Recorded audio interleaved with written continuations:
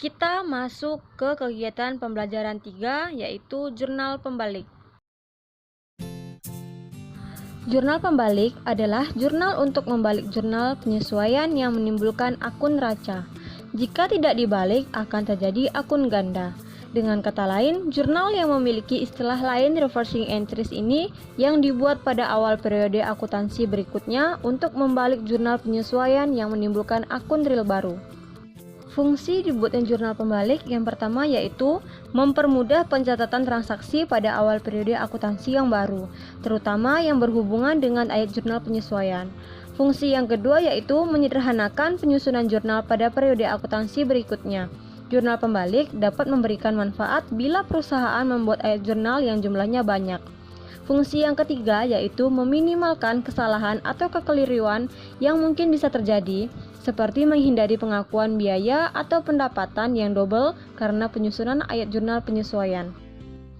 Akun yang memerlukan jurnal pembalik yaitu yang pertama, beban yang dibayar di muka jika saat transaksi dicatat sebagai beban. Yang kedua, beban yang masih harus dibayar. Yang ketiga, pendapatan yang diterima di muka jika saat transaksi dicatat sebagai pendapatan. Dan yang keempat yaitu pendapatan yang masih akan diterima. Kita masuk ke cara membuat jurnal pembalik. Yang pertama, beban dibayar di muka.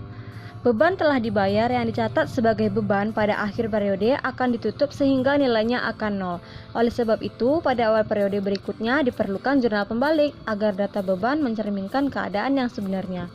Contohnya, pada 1 Desember 2019 dibayarkan uang sewa untuk 1 tahun sebesar 2.400.000.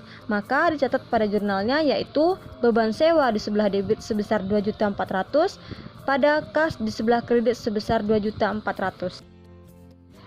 Pada tanggal 31 Desember 2019 dibuat jurnal penyesuaiannya.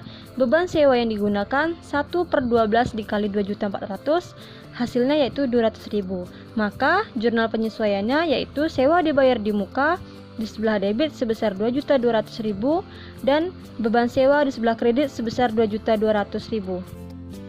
Kemudian, pada awal periode berikutnya dibuatkan jurnal pembalik yaitu beban sewa di sebelah debit sebesar 2.200.000, sewa dibayar di muka di sebelah kredit sebesar 2.200.000.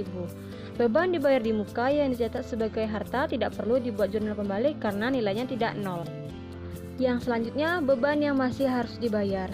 Pada tanggal 25 dan 31 Desember 2018 diketahui beban gaji yang belum dibayar sebesar Rp2.500.000. Maka jurnal penyesuaiannya beban gaji sebelah debit sebesar 2.500.000 pada utang gaji di kredit sebesar 2.500.000. Pada tanggal 1 Januari 2020 dibuat jurnal pembaliknya yaitu utang gaji di sebelah debit sebesar 2.500.000 pada beban gaji sebelah kredit sebesar 2.500.000. Kemudian pendapatan diterima di muka. Pada 1 September 2019, perusahaan telah menerima pendapatan sewa sebesar 2.400.000 untuk 6 bulan. Jurnal yang dibuat saat transaksi yaitu kas sebesar 2.400.000 di sebelah debit, pendapatan sewa di sebelah kredit sebesar 2.400.000. Pada tanggal 31 Desember 2019, jumlah pendapatan yang sudah menjadi hak perusahaan 4/6 dikali 2.400.000 yaitu Rp1.600.000. Maka jurnal penyesuaiannya yaitu pendapatan sewa sebesar Rp800.000 di sebelah debit dan sewa dibayar di muka di sebelah kredit sebesar Rp800.000.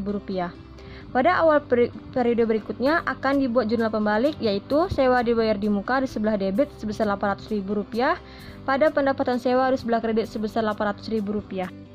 Yang terakhir yaitu pendapatan yang masih harus diterima.